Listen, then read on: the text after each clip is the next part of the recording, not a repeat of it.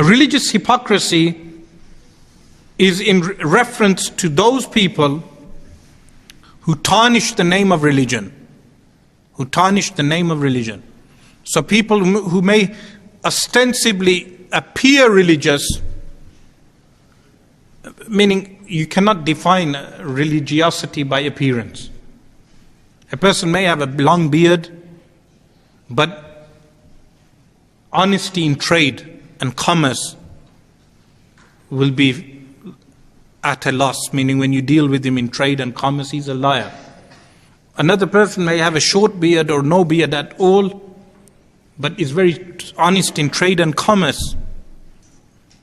So religiosity, people who have an ostensible religious appearance, or what people deem as religiosity in garment, clothing, but they will be hypocritical in their belief. This is a reference to belief, that outwardly a person may deem himself or make the pretensions of being a believer, but inwardly a disbeliever.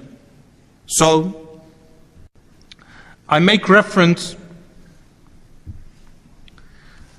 to Roald Dahl at this point also, and Bertrand Russell. So Bertrand Russell, famous philosopher, Bertrand Russell mentions that such types in his frank and honest autobiography. So he has a 3-volume autobiography recounting horrific things that a priest he knew did in his formative years. He concludes by saying that some of the greatest evil on earth has been perpetrated by religious people. Roald Dahl, the children's writer, also claims in Boy Tales of Childhood that the beatings he received from supposedly religious people, meaning the headmaster in his school, during his childhood led him to disbelieve in God. This is why I believe atheism is also a psychological problem.